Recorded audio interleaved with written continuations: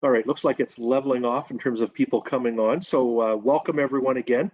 My name is Dave Schultz. I'm Executive Vice President at Leger, and this is our Leger Academic Committee series of webinars that we do. I am very happy today to have Dr. Daniel Voth with me. He is, regardless of what it says on screen, he is an associate professor. So congrats again, Daniel, and sorry for not updating our records as quickly as we should. He's an associate professor in the political science department at the University of Calgary. He is the academic director of the International Indigenous Studies program. He is also a Métis of the Métis Nation of the Red River Valley. So I am happy to have a fellow ex-Winnipegger on the session this morning as well. Daniel's going to take you through a discussion around gathering data with Indigenous communities. And then we're going to open it up for questions afterwards.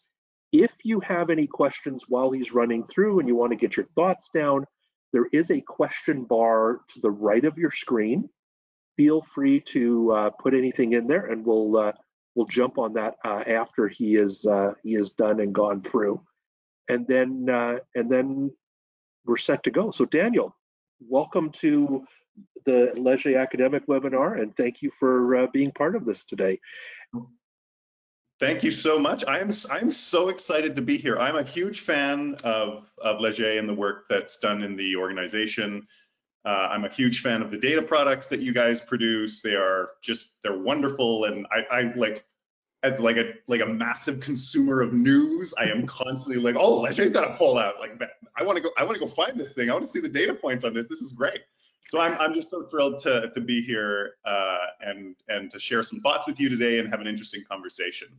Excellent. And I'm also going to be your slide jockey because yes, the way our webinar system works, that's the easiest. So please feel free to just shout at me if I go too fast or need to move ahead. Sure. No, that's good. Let's hold it here. This is a good sort of slide. What I thought I'd do is just say a little bit about sort of hello, and also talk a little bit about where I'm talking to you from. It's actually a really interesting place. So I'm talking to you from Calgary, which the Blackfoot word for is Mokinsis, which means the meeting of the elbow, or the elbow in the river, which anyone who knows Calgary, we got a river named Elbow, right? That's partly where that comes from. And it's the territories of the Blackfoot Confederacy, which includes three kind of related peoples: the Siksika, the Piikani, and the Bloods, or the Kainai First Nation. Calgary is also really this interesting space because there's other communities right around us in addition to the Blackfoot Confederacy. So we've got the Stoney Nakoda, a little bit closer to the foothills of the Rocky Mountains, and then also the Tsuut'ina Nation. And so folks who also are massive consumers of news might recognize those folks because there's all this development around a ring road in Calgary too, and so they've been central to that as well.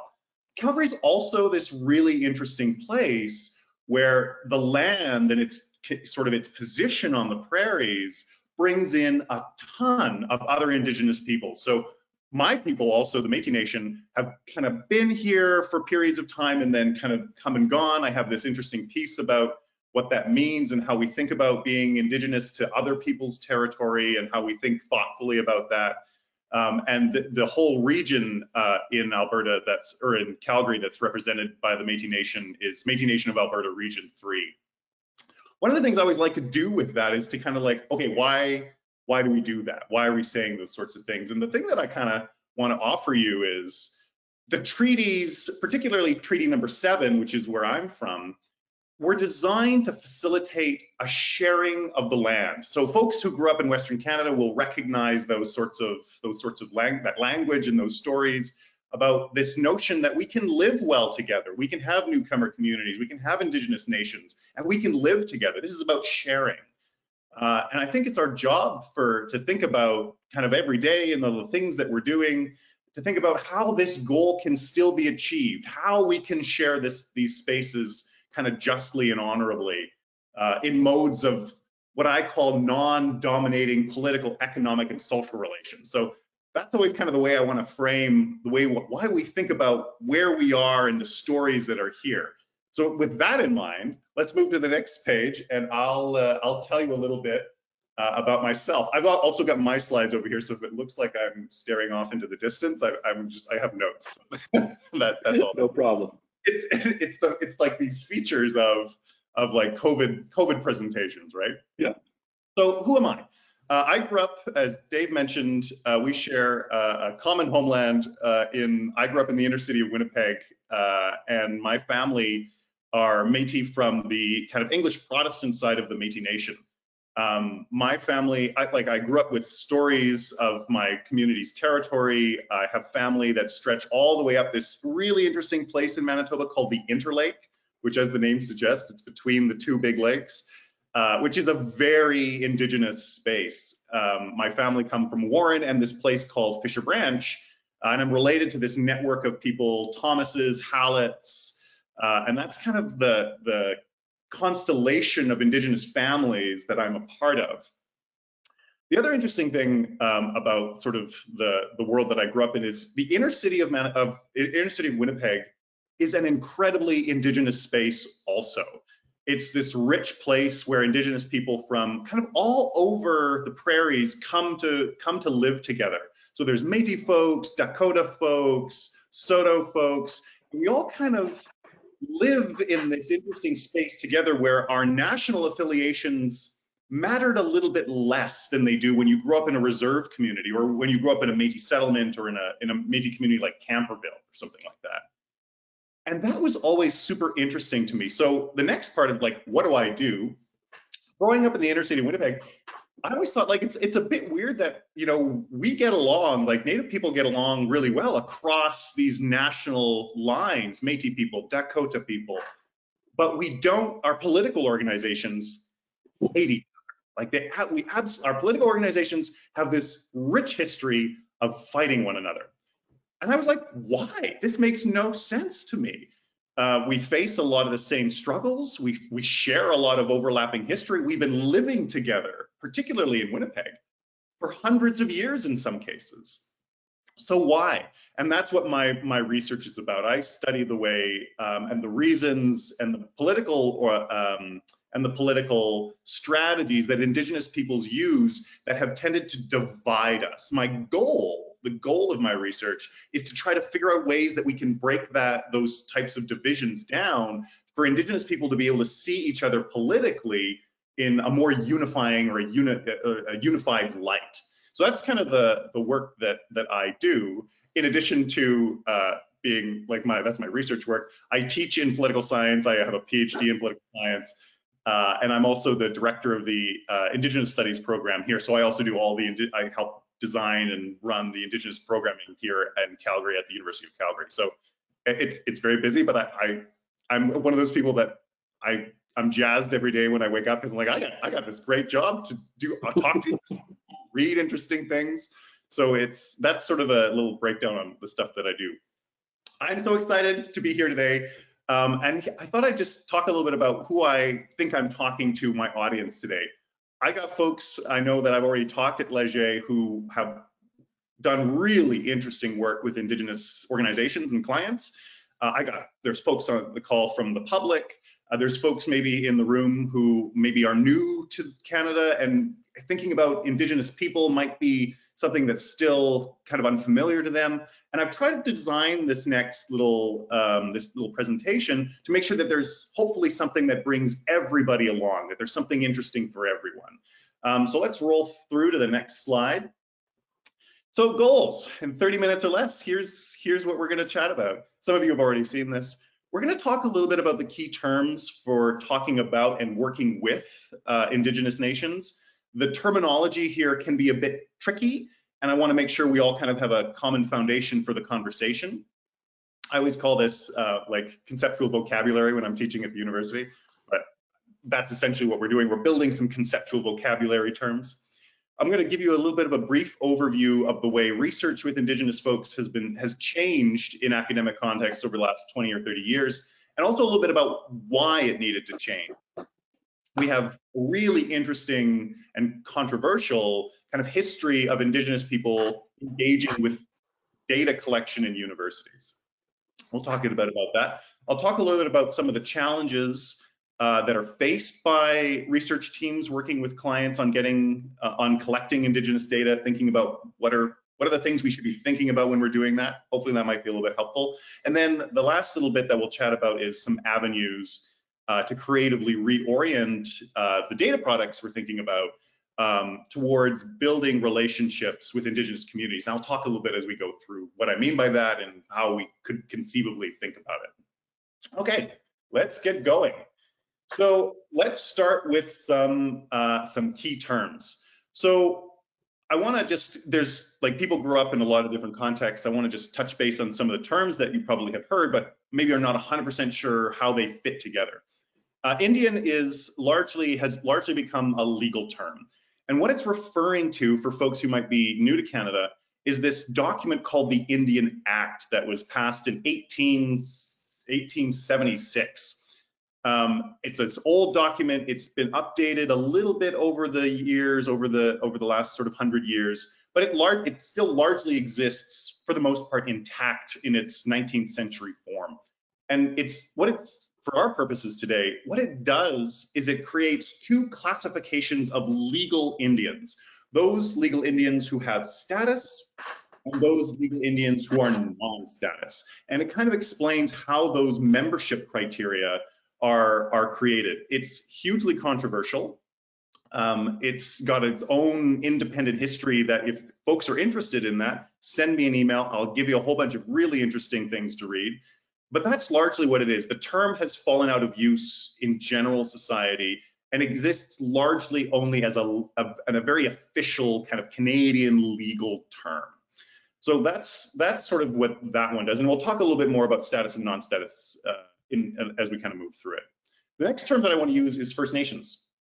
This is a term that we use for a wide variety of folks who would be part of that legal regime of being Indians.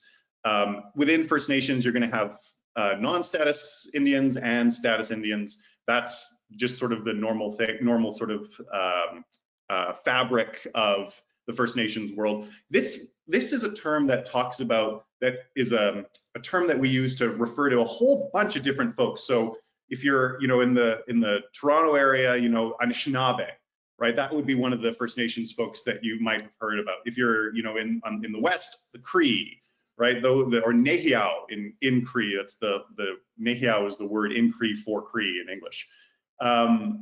All these folks are this wide variety of different nations that have their own legal codes, their own political traditions, their own histories. If you're out on the coast, maybe you've heard of Musqueam, right? Those are the folks that UBC sits on their land, right? Those are the types of diverse peoples that make up this category of First Nations folks. The Inuit are folks in the north. Sometimes in the academic literature, we have this weird thing where we sometimes frame the Inuit as being not First Nations people.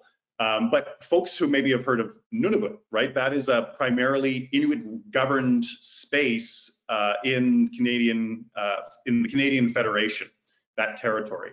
And then finally, we have Métis folks. So my community. All three I'll talk a little bit more about some of the complexities of Métis identity in a second. All three of those terms, First Nations, Inuit, and Métis, are part of a larger category called Indigenous. So if if I had like a little pen on the screen, I would give you a little bracket there, and I'd say those three terms you can use when you're talking about Indigenous folks. Watch for that. I bet if you now that you're thinking about that, you'll often see things in the news or in on CBC where they talk about Indigenous and Métis people, right? That's a very common framing.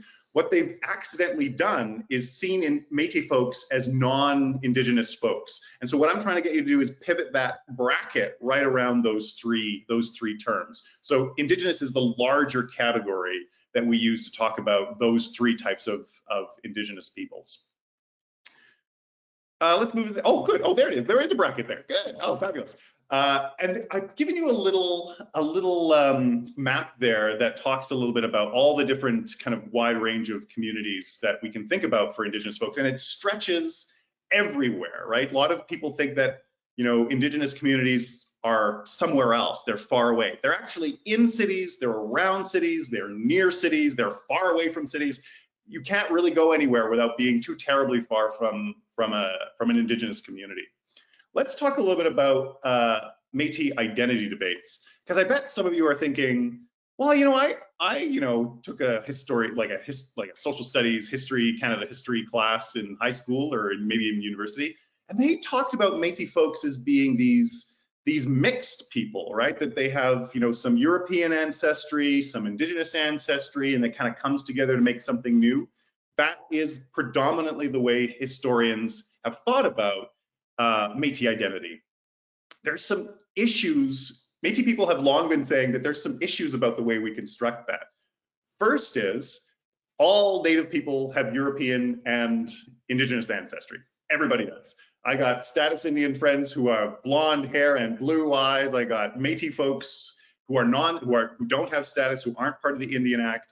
They have much darker skin than me, my relatives, and, you know, long black hair, right? All of those kind of markers that we think about as helping us identify different communities, they're not actually really great categories or markers of anything, really. Instead, what we're trying to get folks to think a little bit about is Métis folks. There's this debate around kind of two broad ways to think about Métis identity. So the first one that I've kind of talked about was this mixedness narrative. That's often framed as the racialized orientation to belonging, or racialized belonging. And what that's trying to get us to think about is, when we think about race, we think actually about the mixing of races, right? That becomes a very important element of the idea of what race is, right? It also harkens back to this idea that maybe at one point there was a purity of race. That actually never existed, but like people think it did, right? People think, you know, if we go back far enough, there was purity. There's no such thing as purity. Humans construct purity, right? We have that as an idea in our minds. So that's the orientation that's become very popular over, you know, numbers of years of Canadian history classes, of this racialized orientation. The work that I'm doing is trying to frame Métis belonging around a more nationalist orientation. And so that's where the second little image comes from. This is the Métis Nation, or Métis National Council's map of generally where Métis people can be recognized, or can be kind of draw their historical roots. And what it's trying to say is, Métis is not just a racial category where you have some Native ancestry, you know, you have some Indigenous ancestry. It's actually this very specific historical phenomenon, historical, economic, sociological, political phenomenon that emerges out of a particular time with people who see themselves as a community of Métis people, right? It's not this thing we attach racial categories to. It's actually a sociological category, right? People with a shared history, a shared language, a shared political system. In the same way that the Cree or the Nehiyaw have their own laws, their own governing structures. Métis people also have a set of laws and governing structures that have emerged as part of this nationalist history that we share. So this creates some tension around who gets to use the term. And I won't go too much into that, but that's part of the debate that's sort of unfolded. Is this a term? And folks who grew up in Western Canada will probably be most familiar with the nationalist orientation, right? The names like Louis Riel will kind of pop into your mind, right? So Gabriel Dumont, like those historical figures, like, oh yeah, I know something about them. That's part of the nationalist tradition. Whereas folks who kind of grew up maybe in Ontario, Quebec, and the Maritimes, or rather Atlantic Canada, might feel like, well, no, I understand more this racialized orientation. There's a tension in how those things have been deployed. So that makes this work really interesting, because we got interesting debates, right? And so I'll kind of leave it there, but that gives you a bit of an overview of the way that we think about kind of the controversy of how identity gets constructed. And it matters, excuse me, it matters. It's early still here for me. It matters because that's also about data collection, right? Who do you actually want to get information for or about, right? That matters. So let's move on. Yes. Changes to Indigenous focused data collection. I got a little story for you. Well, I'm gonna have a little bit of water and clear my morning throat.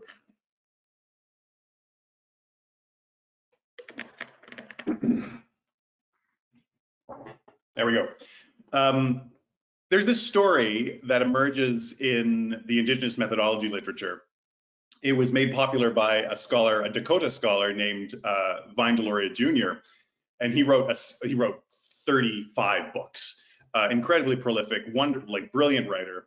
And one of his books was called "Custer Died for Your Sins." Custer died for your sins.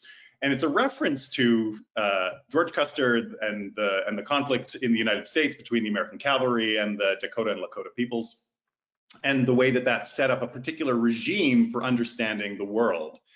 And one of the stories that he tells in his works is about, like, what does a Native family look like? And he's like, well, Native families look a lot like all other types of families. We've got moms, we've got dads, you know, kids, we've got, you know, brothers and sisters and aunties and uncles.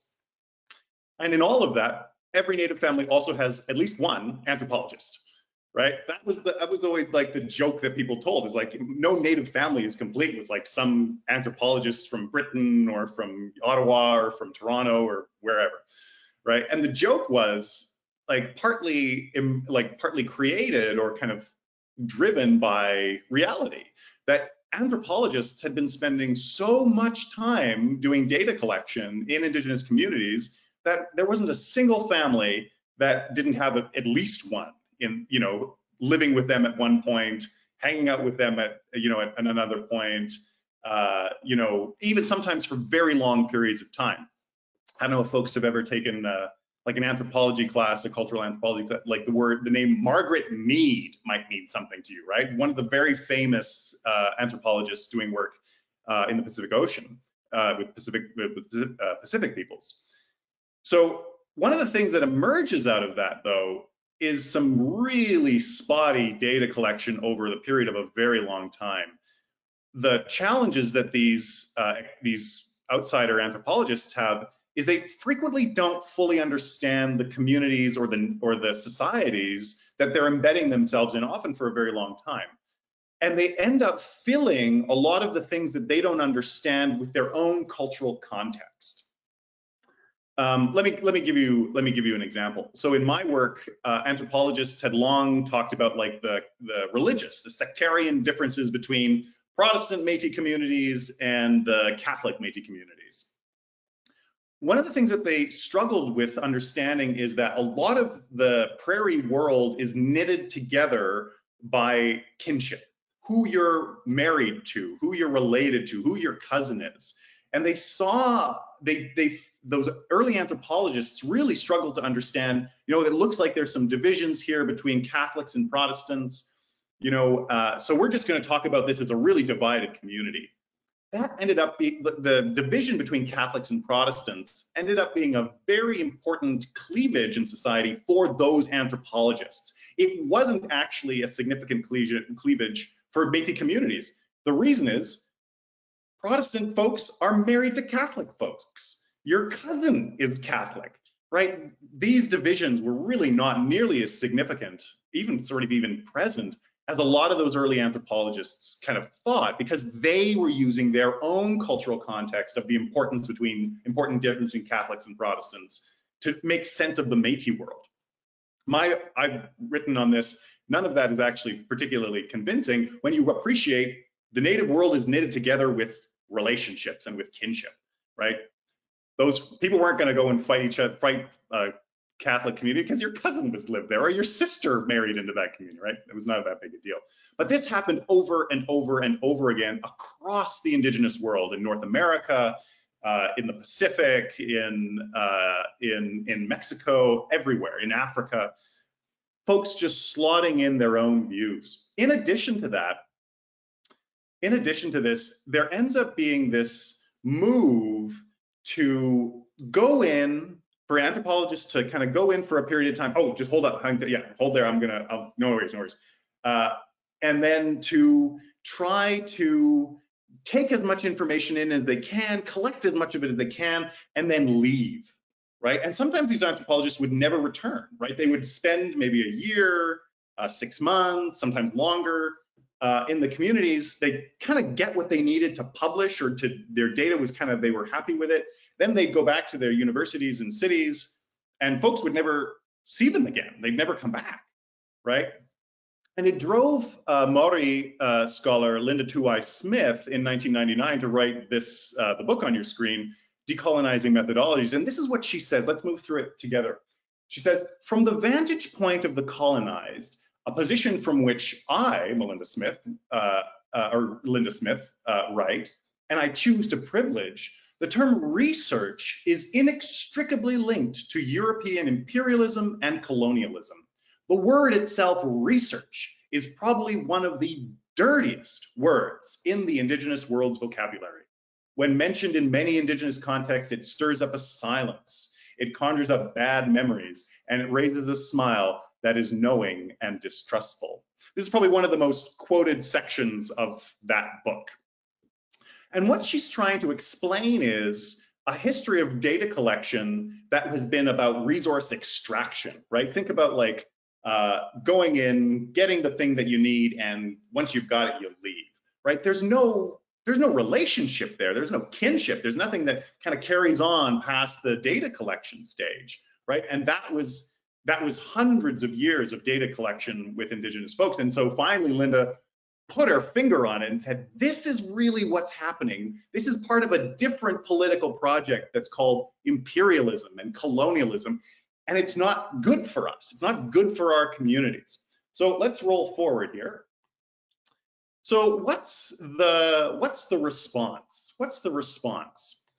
One of the responses has been for scholars since sort of the late 90s to redesign data collection methods, both quantitative and qualitative. So both your statistical analyses, data collection, but also your interviews, your anthropological work. That anthropology can also be quantitative, not only qualitative. And we tried to redesign those methods towards being more relational in their orientation. And this is actually really cool. So relational methodologies that are designed then to center the community that you want to work with, right? And one of those things has been to like really emphasize partnerships and exchange. So I'll tell you a quick story here. The treaties, which I kind of talked about as documents that are designed to share things and share things between folks. They're also these.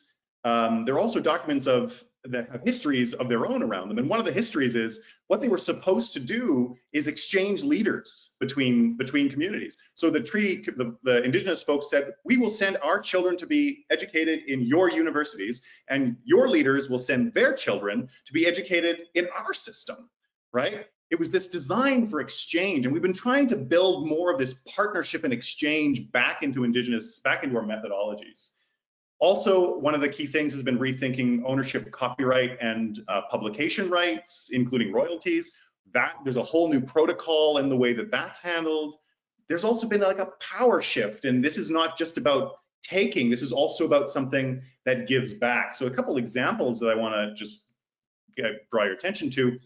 One of the things that's become much more common is in research done through universities, Indigenous communities are actually collaborators and sometimes co-authors of the work that is being done in their community, right? They get to have agency in the way, in the methods of the data collection.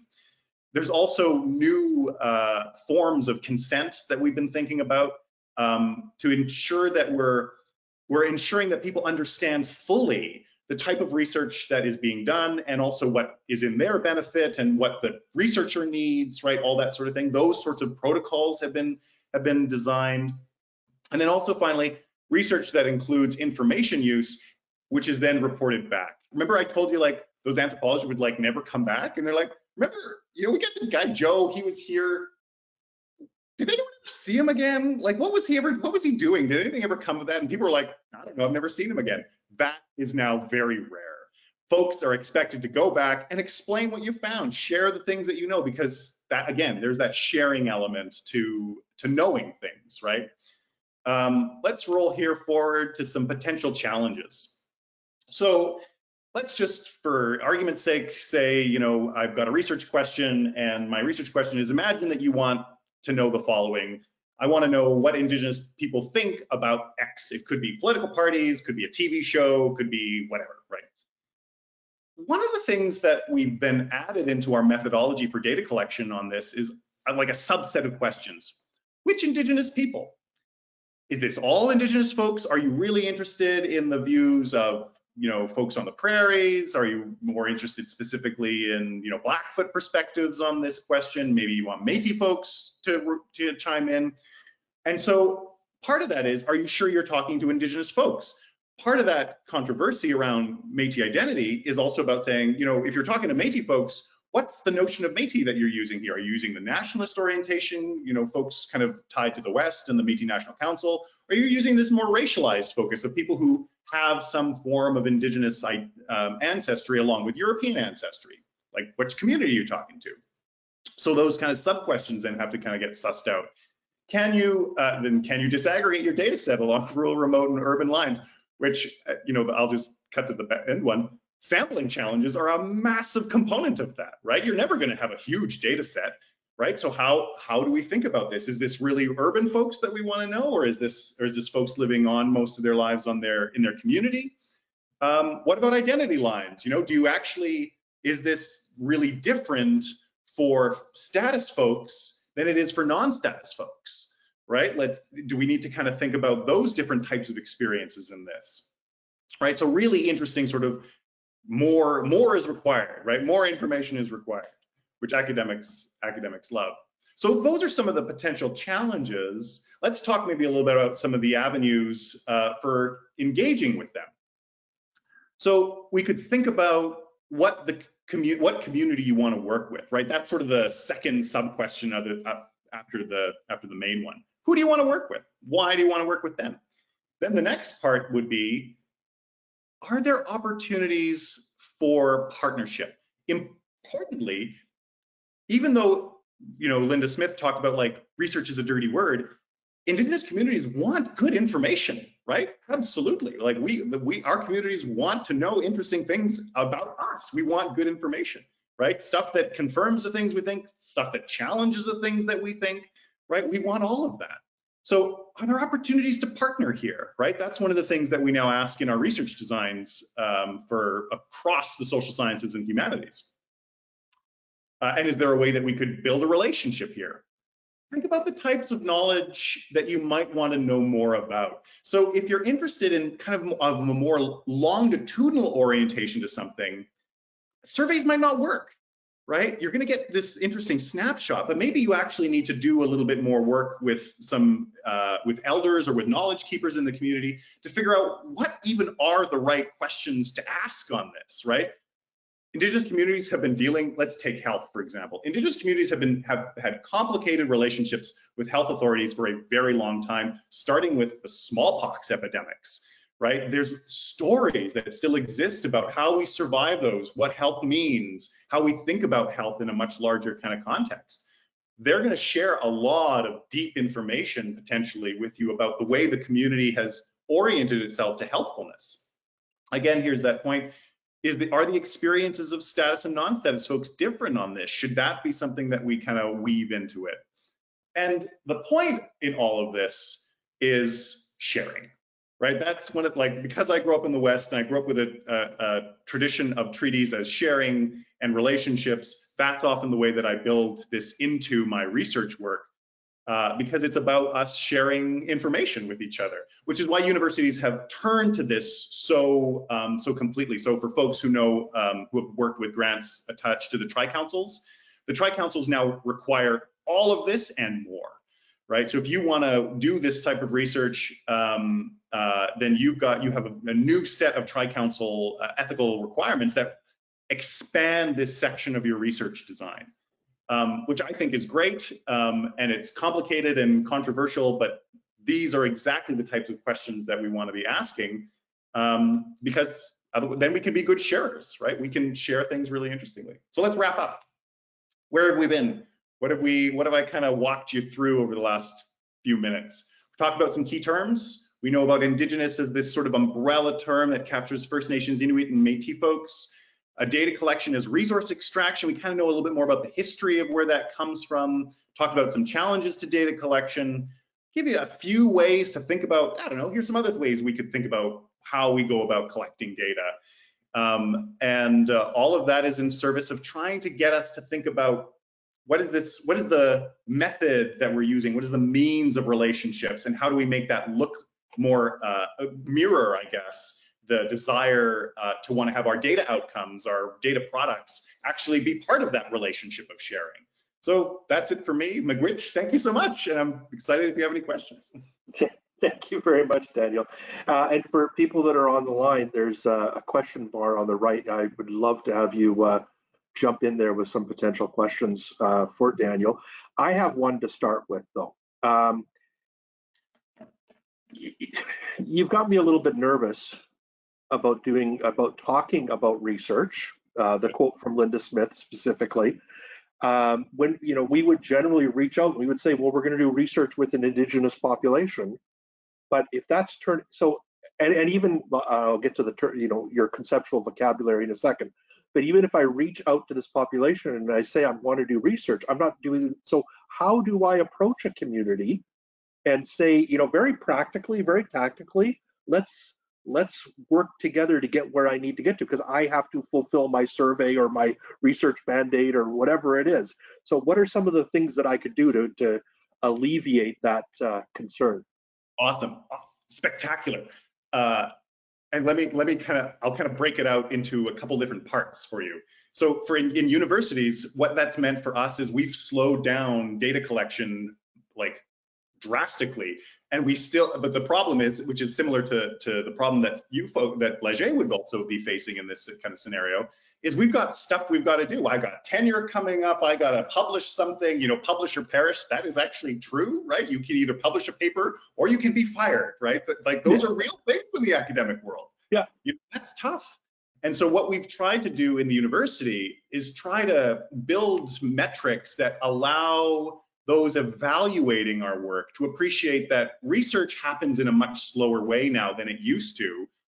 So that was kind of the university's answer for this. So the tenure clocks sometimes get extended a little bit. Sometimes you can submit for tenure. This is just inside baseball for academics, but sometimes you can submit your research design and say, this is where I am. Like, I'm at the relationship building stage. That's not going to work as well for Leger and you folks, right? So here's a couple things to think a little bit about. Some of this is about small steps, right? I actually am a big fan of incremental change. I come from a community that was like fairly conservative in the way that it thought about change, and it was prepared to, do little things at a time. And I actually think that that's fine.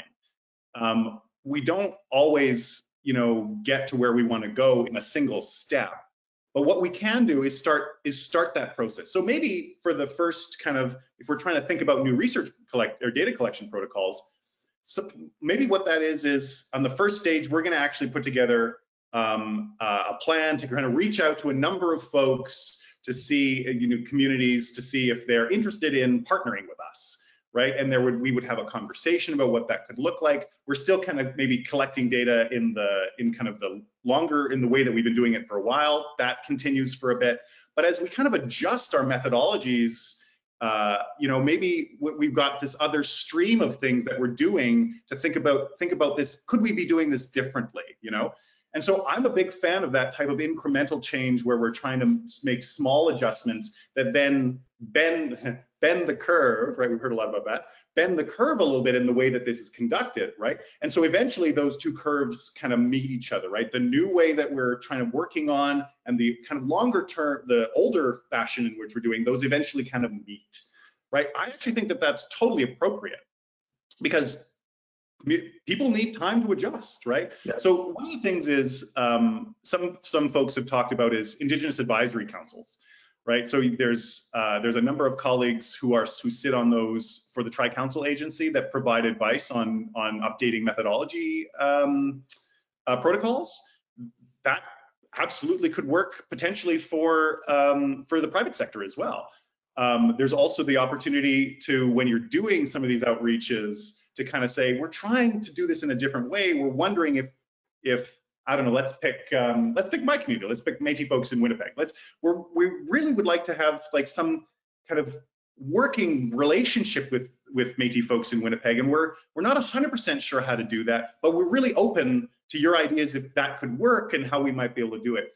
I have found in my research that coming with sort of an open mind and an open heart for folks to engage has been fairly effective, that people respond well to that. Like, and this is the other thing, there's no research journey that is exclusively success, oriented. I step in it all the time, right? But being aware enough to say, oh yeah, that didn't go well, that didn't go the way I wanted to, that was taken the wrong way. I gotta adjust. Folks are always, I have experienced, to be very, very open with that. And that doesn't mean always, let me just kind of finish with this. That doesn't mean always agreeing, right? We can have disagreements about data collection and data methodology, and that's okay too. I'll give you a quick example. One of my most controversial pieces is titled "Why Calgary is Not Métis Territory." And I wrote this piece. I did my own historical analysis and pulled together primary and secondary historical resources. And I argued that Métis people don't actually have a nationalist claim for Calgary to be our traditional territory. My community was not thrilled about that. They were not happy to hear that, right? And it's not that, and they challenged it, which is good. That's part of the accountability of research.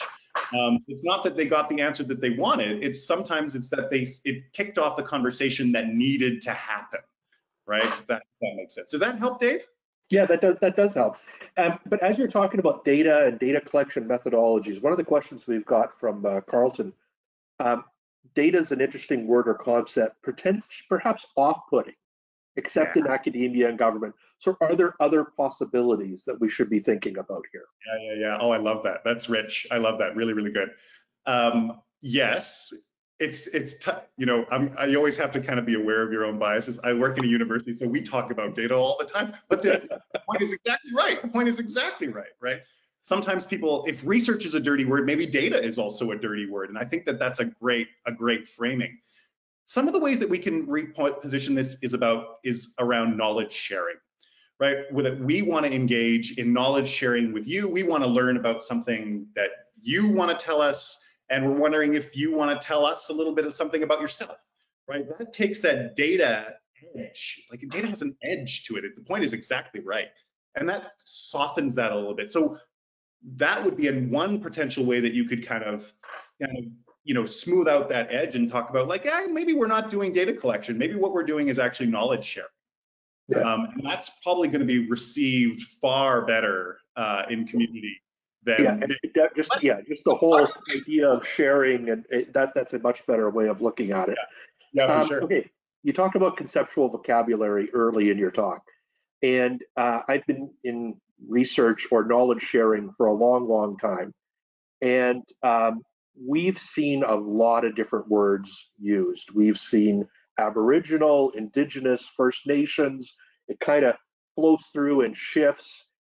Is Indigenous the right phrase to be using right now? And if I go back to your slide on that page, just to be clear, and it comprises all of this into that category, just so it's clear, because I don't see the word Aboriginal on there, which I still hear in a regular conversation occasionally. So we get, and we obviously want to be very respectful and very proper when we're talking to people, and we don't want to put anyone off. It's been told to me that everyone has a different view on how they want to be referred to.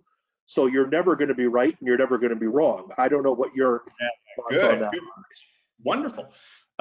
So I didn't throw Aboriginal on there mostly because I was like, I don't have time to, but let me throw the little bit of Aboriginal in there. So Aboriginal becomes an incredibly popular term after 1982. So for the folks in the room who've been keeping score, 1982 is when Canada patriates the Constitution from the United Kingdom. We add this thing called the Charter of Rights and Freedoms, and after the Charter of Rights and Freedoms, we add Section 35 to the Constitution, which talks about Aboriginal rights, right? That term just explodes in use in Canada.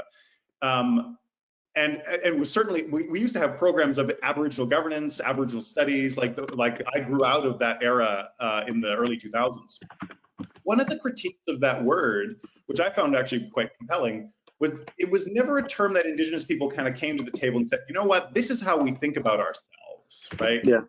Also ended up having a very legal term, a legal element to it.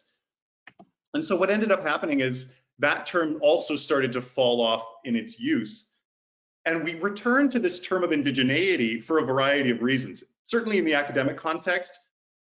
And I think it's safe to say it has been catching on in communities more, in part because larger and larger numbers of Indigenous people are going to university, right? So they're experiencing this through our classes. They're taking Indigenous studies classes, they're taking psych classes, right? And they're seeing this term. And one of the reasons why it catches on is it has a couple of really neat features to it.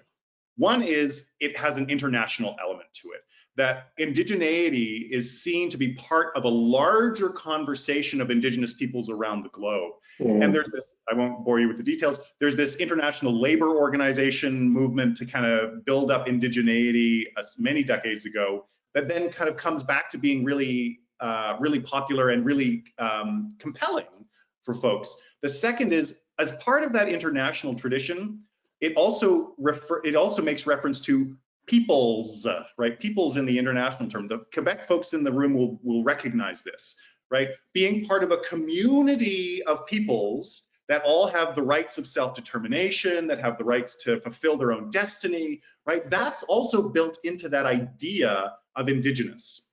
So it has these elements to it that have become very, very popular.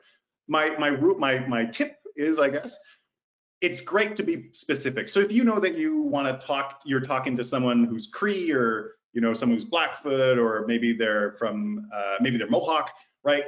Use the term that's specific to their people, right? If you know that, go with specificity. But if it's unclear, there's nothing wrong with saying, what community are you from, or how should I refer to you within your community? There's nothing wrong with saying that. If you're still unsure, Indigenous is a very inclusive term, right? So it refers to all of our different traditions. So it's kind of a safe bet. All right, I have one more question, but it's from Elena with Leger, and we actually have you joining us. Sorry to everyone else, but we have Dr. Voth joining us for an internal session at 1 p.m. So I'm going to hold off on Elena's question until you're part of the larger group. And we had said 45 minutes, and we're right where we're at with that. So thank you very much, Daniel, for joining us. This is a very interesting discussion, and we'll get you to join us in a few minutes with the Leger crew. For everyone else, thank you again for joining us today. In a month, on the 11th, I believe it is, we have Dr. Guy Lachapelle from Concordia joining us, and he's going to talk about the World Values Survey and the work that's being done that he is doing, looking at values around the world. So Guy will take us through that. Please sign up and join us in a month. And if you have any additional questions, please feel free to reach out to us at Leger. We'll make sure Daniel gets some of that information to answer that. And you will also all receive access to this, a recording of this afterwards. So if you want to go back and listen to it all again. So again, thank you, Dr. Voth, and thank you everyone for joining in, and have a great day. Thank you so much. Thank you for having me. All right, take care.